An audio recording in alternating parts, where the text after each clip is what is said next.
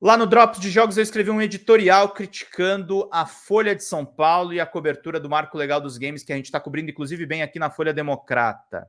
Editorial: o dois-ladismo inaceitável da Folha de São Paulo no caso do Marco Legal dos Games. O antijornalismo da Folha, provado por argumentos, e o nosso posicionamento. Texto meu. A cobertura do Marco Legal dos Games, o PL 2796, na imprensa especializada em jogos e na generalista, segue fraca, desinformativa e rasa como o Pires. Duas exceções são completamente distintas à regra. Pedro Henrique Lutilipe, freelancer do site DNM do Omelete, produziu uma bela entrevista para o seu canal pessoal sobre o assunto.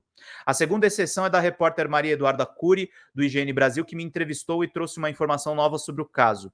O senador Irajá, responsável pela inclusão dos fantasy games no PL e relator no Senado, viajou com Danilo Trento e Flávio Bolsonaro para conhecer cassinos em Las Vegas, nos Estados Unidos, em janeiro de 2020, pouco antes do boom das casas de apostas esportivas virtuais durante a pandemia. Para quem não se lembra, Trento é um empresário que esteve envolvido em uma investigação de empresa farmacêutica na CPI da Covid por suspeitas de corrupção no caso das vacinas. Estrela da Lama, né, Ofélia? Obrigado por nos acompanhar aqui.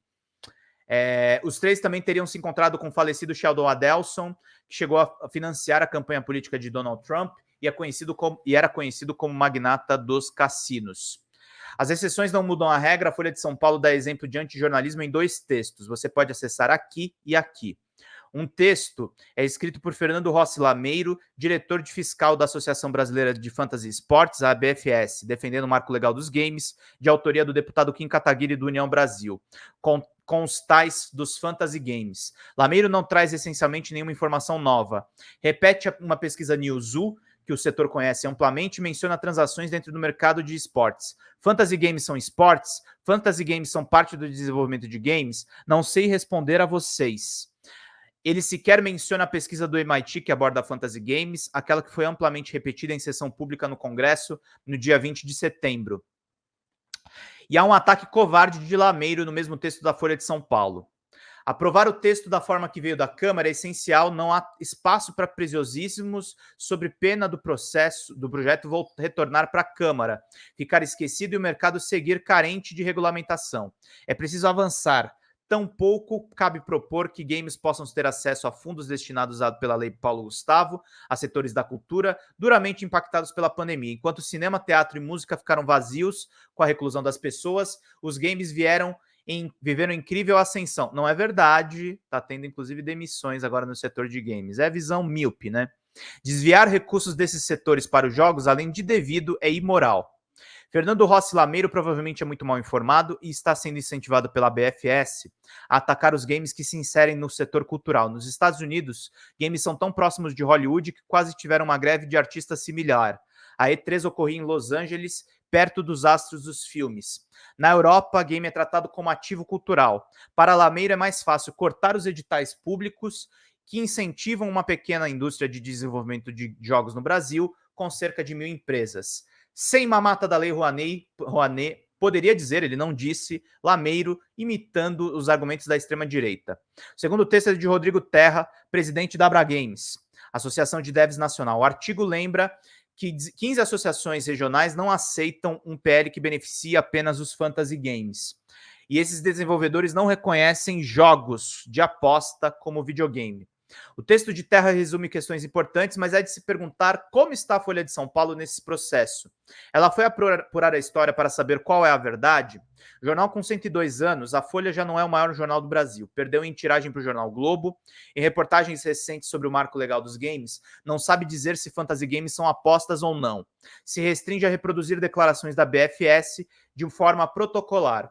Não consegue publicar que a empresa Bet365 de jogos de azar já tem fantasy games prontos para lançar caso o PL seja aprovado no atual formato, tirando bilhões de impostos de bets que iriam para o governo Lula. Vou acertar isso aqui depois.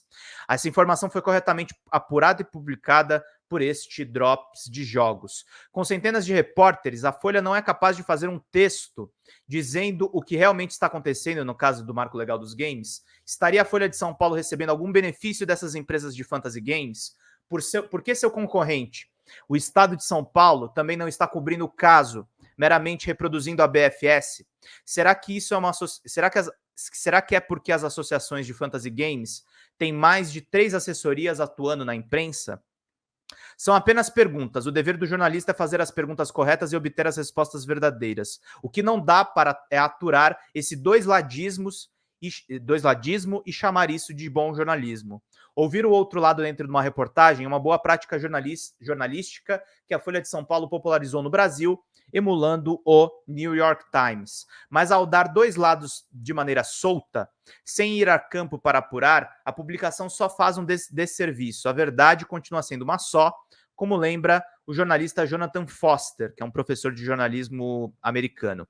Se alguém diz que está chovendo e a outra pessoa diz que está seco, o seu trabalho não é publicar as duas versões, mas olhar pela janela e verificar qual delas é a verdadeira, gente. Doisladismo não tem espaço lá no Drops de Jogos e não tem espaço aqui na Folha Democrata também. São sites parceiros meus e a gente vai acompanhando aí tudo que está acontecendo. Pombo Nilson mandou pra gente: Pedrão, por que a mídia independente não dá atenção ao caso Ceitec?